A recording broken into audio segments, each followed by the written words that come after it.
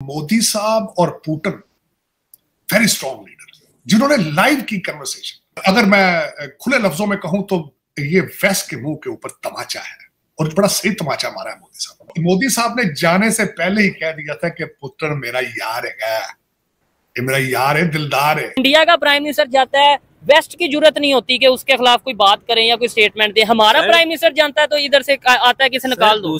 दो strongest countries आपस में मिल रहे हैं और वहाँ पे उनका बड़ा अच्छा इस्तकबाल हुआ और बड़े अच्छे तरह से उनको मॉस्को में। प्राइम मिनिस्टर नरेंद्र मोदी का जो रशिया का दौरा है ना, इससे पूरी दुनिया में एक बहुत बड़ा चेंज आने वाला है।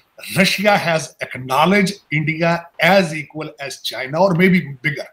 ये विजिट इस टाइम चाइना में वायरल है, चाइना की सोशल मीडिया पे, चाइना के मीडिया पे। पुतिन ने क्या कहा जी कि मेरे पर्सनल फार्म हाउस में आपकी मेरी मीटिंग होगी और उस मीटिंग का टाइम लिमिट कोई नहीं है। अच्छा। चाहे वो 5 घंटे की मीटिंग हो, चाहे वो 10 घंटे की मीटिंग हो। तार साहब, इस वक्त जो इंटरनेशनल मीडिया आउटलेट्स पे जो सबसे बड़ी खबर है वो ये है कि भारत के वजीर आजम नरेंद्र मोदी मॉस्को पहुंचे हैं और प्रेसिडेंट पुतिन ने उनको अपनी रहायशगाह पे बुलाया है। मतलब उनके साथ कोई ऑफिशियल डील नहीं किया, उनको अपनी रहायशगाह पे बुलाया। घर में बुलाना अमूमन सदर वजीर आजम सरकारी रहायशगाहों पे लेके जाते हैं, लेकिन वो जाती तौर पर उन्होंने बुलाया। तार साहब कैसे देखते हैं, और पर्टिकुलरली जरा सेंटीमेंट्स बताइएगा क्योंकि आप वाशिंगटन डीसी में बैठे हैं। अमेरिका कैसे देखता है मोदी साहब के ट्रिप को? अभी 1.5 हफ्ता पहले तो वो बाइडेन को जफियां डाल के गए हैं इटली में और सारे वेस्टर्न ममालिक को, अभी वो पुतिन साहब को भी डाल रहे हैं। कैसे देखते हैं तार साहब? अगर मैं खुले लफ्जों में कहूं तो ये वेस्ट के मुंह के ऊपर तमाचा है और बड़ा सही तमाचा मारा है मोदी साहब, बहुत सही तमाचा। इन हालात में मोदी साहब is a nationalist leader, nationalist. उन्होंने भारत के फायदे के लिए गए हैं। वो वहां पे लंदन की प्रॉपर्टी का डिस्कस अपने लिए नहीं गए डिस्कस करने, या दुबई के प्लाजों के लिए नहीं गए, क्योंकि लाइव चला है यहाँ पे। जो मीडिया ने दिखाया है उनकी कन्वर्सेशन मोदी साहब की और पुतिन की। जो डाचा, जो आप कह रहे थे ना, डाचा वो स्टेट का नाम होता है, ऐसा रशियन वर्ड है, जो अपने घर पे उन्होंने डिनर किया और दिस वाज रेसिप्रोकल। मोदी साहब जब आए थे, जब मोदी साहब ने भी ये डिनर किया था जब पुतिन भारत आए थे, तो उस डाचा के अंदर जो कन्वर्सेशन है वो लाइव हुई है। बल्कि मैं अभी थोड़ी देर पहले अपने दोस्तों के साथ डिस्कस कर रहा था कि मैं समझता हूं कि मोदी साहब और पुतिन वेरी स्ट्रॉन्ग लीडर जिन्होंने लाइव की कन्वर्सेशन। बाबा बाइडेन ये कन्वर्सेशन लाइव कर सकता है? कोई दुनिया प्रेसिडेंट ही कर सकता है?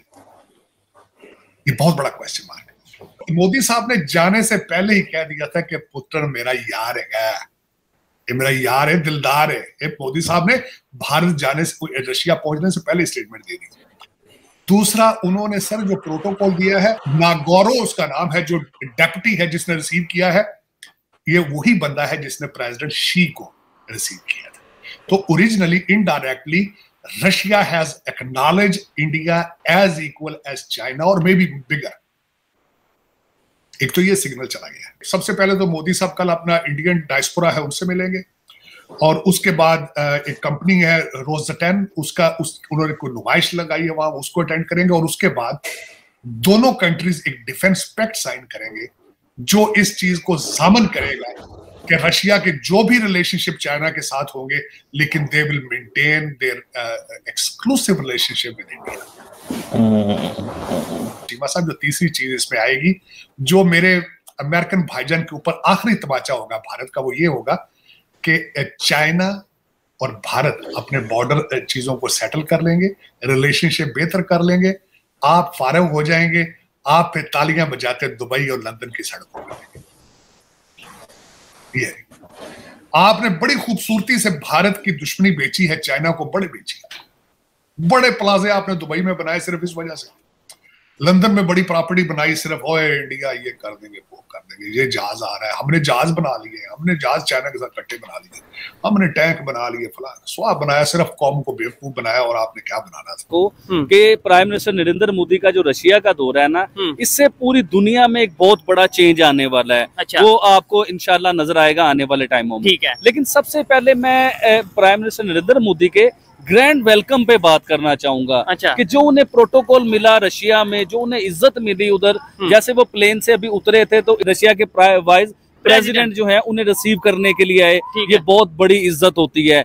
यही इज्जत आज से 1 साल पहले 2023 में चाइना के वज़ीर-ए-आज़म को ये इज्जत मिली थी, तो वही सेम उन्होंने रखा, कोई उन्होंने चेंजिंग नहीं लेके आए। अच्छा, सबसे बड़ी बात शुएब भाई इधर मैं आपसे ये करना चाहूंगा कि उधर हजारों इंडियंस जो रशिया में रह रहे हैं, वो हजारों इंडियन सड़कों पे आ गए, एयरपोर्ट के बाहर आ गए, अपने वज़ीर-ए-आज़म की एक झलक देखने के लिए, एक बात सुनने के लिए या उन्हें वेलकम करने के लिए। तो ये बहुत बड़ी इज्जत होती है शुएब भाई। ऐसे ही उन्होंने बड़े कार्ड्स वगैरह पकड़े थे, मैं देख रहा था, बड़े विजुअल्स जो सामने आ रहे थे कि इंडियन डायस्पोरा। एक कार्ड मैंने भी पढ़ा, उसमें लिखा हुआ था कि only hope prime minister Modi, यानी कि हमारी आखिरी उम्मीद जो है वो नरेंद्र मोदी हैं। इस विजिट से आपको आइडिया है कि दुनिया में थरथली मच गई हुई है। ये विजिट इस टाइम चाइना में वायरल है, चाइना की सोशल मीडिया पे, चाइना के मीडिया पे ये वायरल है।